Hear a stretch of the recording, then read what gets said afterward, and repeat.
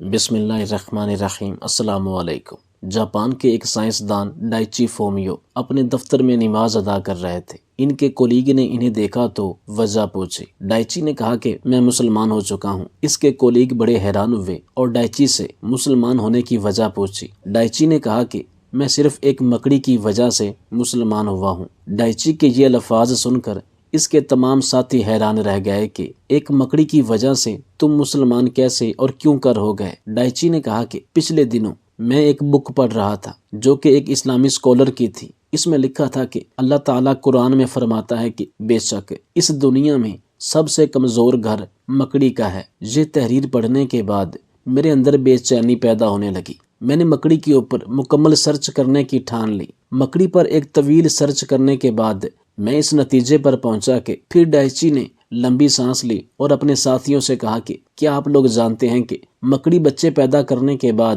بچوں کے والد یعنی نر مکڑی کو قتل کر دیتی ہے؟ سب نے حیران ہو کر کہا کہ ہم اس بارے میں کچھ نہیں جانتے۔ پھر ایک ساتھی نے ڈائچی کو مخاطب کرتے ہوئے کہا کہ اگر آپ جانتے ہیں تو ہمیں بھی بتائیے کہ مادہ مکڑی بچے پیدا کرنے کے بعد ان بچوں کے باپ کو کیوں قتل کرتی ہے؟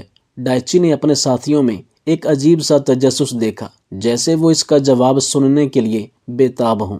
اس میں کوئی دو رائے نہیں کہ جاپانی لوگ علم کے متلاشی ہوتے ہیں، جدت ٹیکنالوجی کے پیاسے ہوتے ہیں۔ ڈائچی نے کہا میری لمبی تحقیق کے مطابق مادہ مکڑی بچے دینے کے بعد نر مکڑی یعنی اپنے بچوں کے باپ کو قتل کر کے گھر سے باہر پھینک دیتی ہے۔ پھر جب اولاد بڑی ہو جاتی ہے تو اپنی ماں کو قتل کر کے گھر سے باہر پھینک دیتی ہے۔ کتنا عجیب و غریب اور یقیناً بدترین گھرانہ ہے۔ ڈائچی کے یہ الفاظ سن کر اس کے سب ساتھی حیران رہ گئے۔ ڈائچی نے انہیں مزید کہا کہ قرآن مجید کی ایک سورت العنکبوت ہے۔ عنکبوت کو اردو میں مکڑی کہا جاتا ہے۔ قرآن مجید میں اللہ رب العزت نے فرمایا ہے کہ سب سے بودا یا کمزور گھر مکڑی کا ہے۔ قرآن کا معجزہ دیکھیں کہ ایک جملے میں ہی اس گھرانے کی پوری کہانی بیان کر دی کہ بے شک گھروں میں سب سے کمزور گھر عنکبوت کا ہے۔ اگر انسان علم رکھتے ہیں تو اس میں بے شمار نشانیاں ہیں۔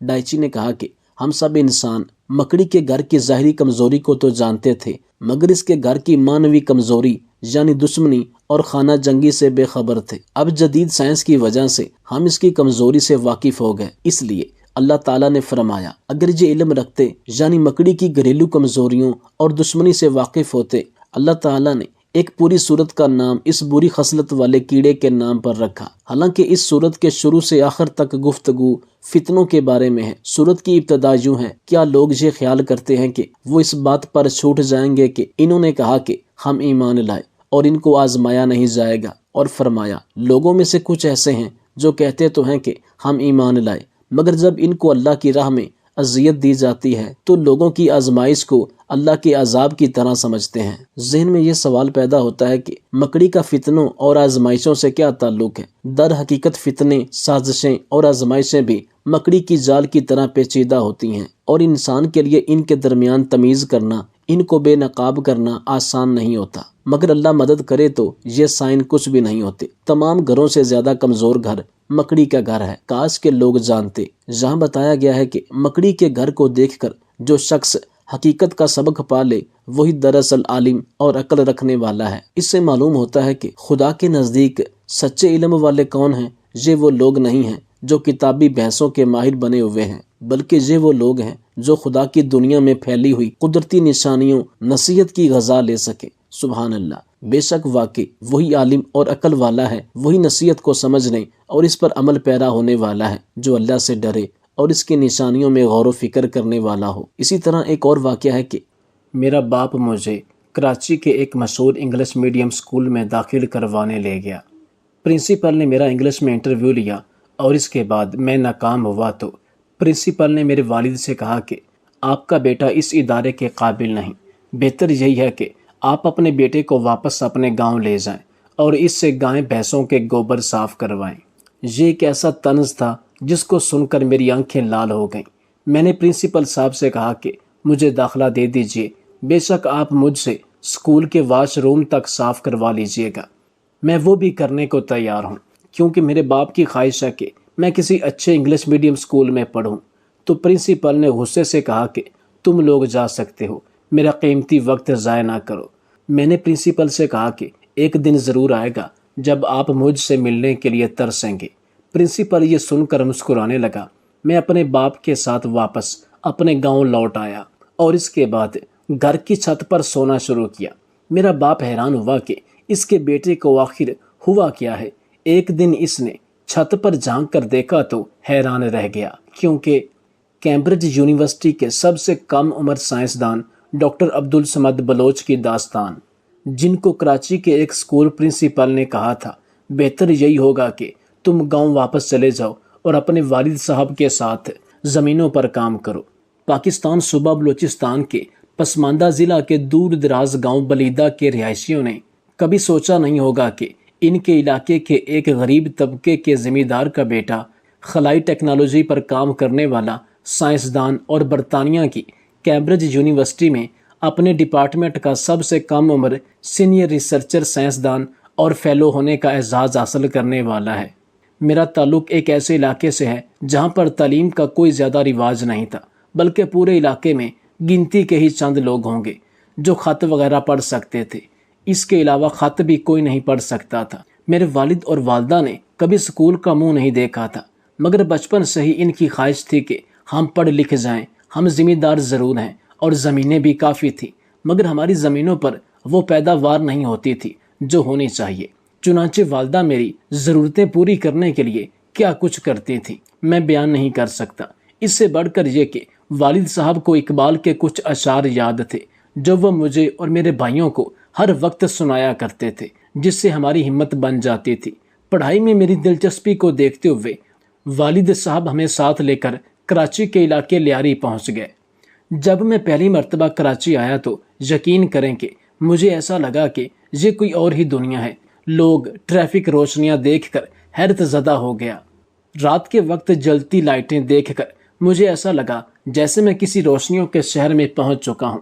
لیاری میں ایک اردو میڈیم اسکول میں داخلہ لیا، مگر جلد ہی اس بات کا اندازہ ہو گیا کہ جب تک انگریزی اچھی نہیں ہوگی اس وقت تک ترقی ناممکن ہے۔ اس صورتحال کا اندازہ ہونے کے بعد پڑھنے کی ٹھان لی۔ میں ایک دیہاتی بچہ تھا جو شہری طریقے کو زیادہ نہیں جانتا تھا، مگر میرے پاس والدین کا دیا ہوا اعتماد کچھ کر گزرنے کا حوصلہ تھا۔ اس موقع پر پرنسپل صاحب نے اپنے دفتر میں والد صاحب کی موجودگی میں میرا انٹرویو لیا اور انگریزی میں ہی مجھ سے بات چیت شروع کر دی۔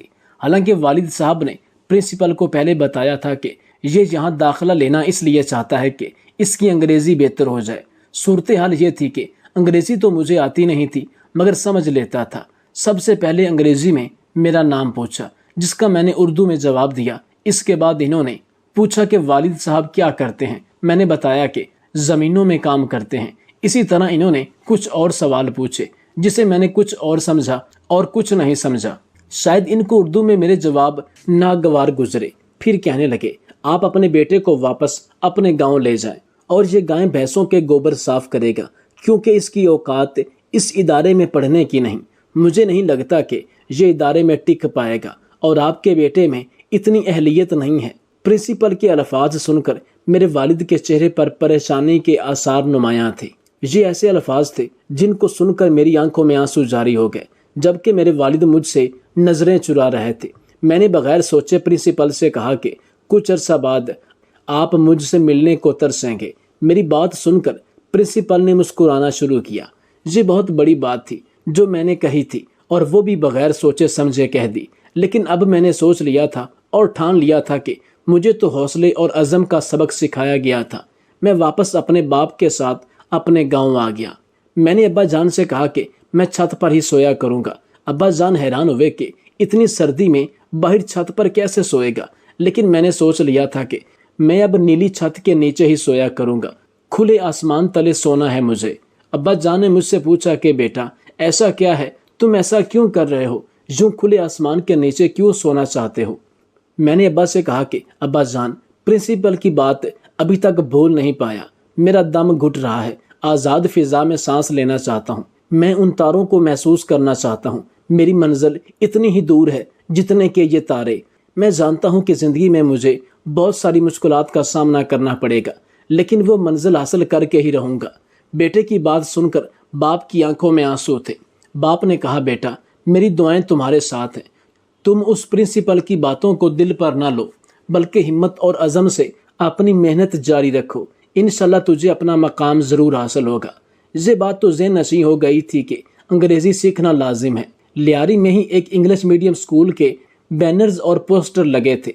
मैंने वालिद साहब से कहा कि मुझे स्कूल में दाखिल करवा दे। अंग्रेज़ी सीखने के लिए मैंने खुद से ही कोशिश शुरू कर दी।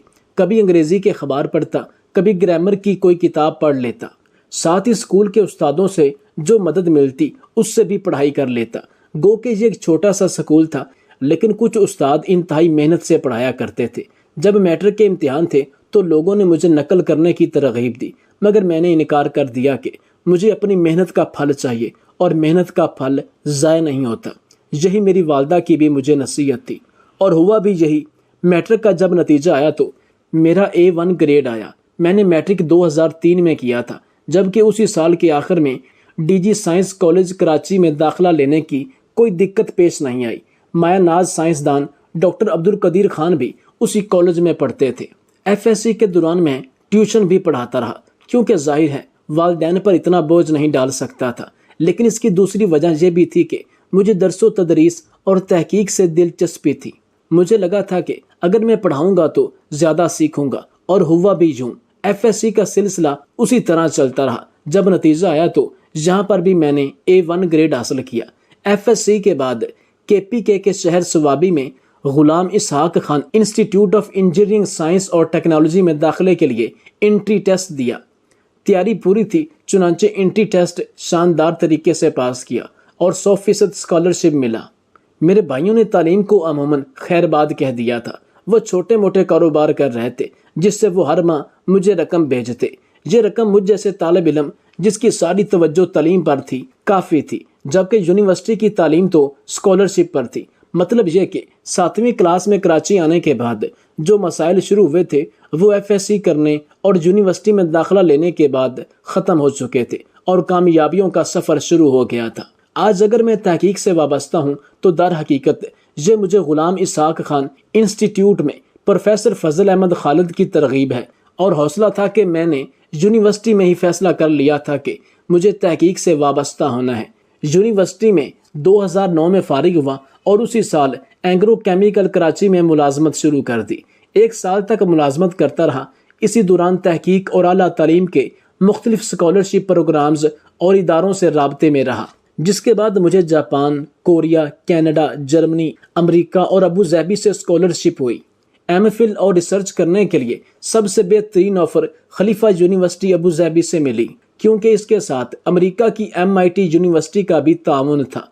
दूसरी बात यह थी कि रिसर्च के दौरान इनका एजाज ये एक अच्छी तनख्वाह जितना था, जिसकी वजह से मैंने कबूल कर लिया।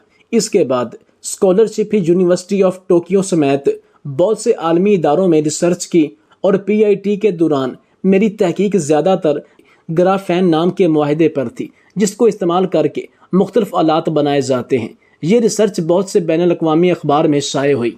जब मेरी रिसर्च शाये हुई तो मुझे अमेरिका, अबू धाबी, टोक्यो से मुख्तलिफ ऑफर्स आईं। मेरी रिसर्च कैम्ब्रिज यूनिवर्सिटी के एक माया नाज साइंसदान को अच्छी लगी, जिन्होंने मुझे वहाँ जॉब ऑफर की। वैसे तो तनख्वाह और मराद के हिसाब से बेहतरीन ऑफर अबू धाबी की थी, लेकिन मेरा मकसद तनख्वाह नहीं था, बल्कि अगली मंजिल तक पहुँचना था। चुनांचे मैंने यूनिवर्सिटी से आने वाली ऑफर्स को कबूल किया, क्योंकि मुझे तहकीक के मैदान में काम करना था। शायद दुनिया भर में तहकीक के हवाले से सबसे बेहतरीन सहूलतें और माहौल कैम्ब्रिज यूनिवर्सिटी में ही दस्तयाब था, जहाँ से न्यूटन जैसे साइंसदान मुंसलिक रह चुके हैं। 2 साल तक कैम्ब्रिज में रिसर्च साइंसदान की हैसियत से काम करने के बाद मुझे सीनियर रिसर्च साइंसदान की हैसियत से काम करने का मौका मिला। मुझे पता नहीं, मगर कहा जाता है कि कैम्ब्रिज में रिसर्च साइंसदान से सीनियर साइंसदान का दर्जा हासिल करने के लिए 2 साल बहुत ही कम अरसा है, और मुझे भी यही लगता है कि मैं वहाँ सबसे कम उम्र सीनियर साइंसदान हूँ। कैम्ब्रिज में जाने के बाद बहुत सी यूरोपीय कंपनियों और स्पेस एजेंसियों के साथ मिलकर स्पेस टेक्नोलॉजी से मुंसलिक आलात बनाए।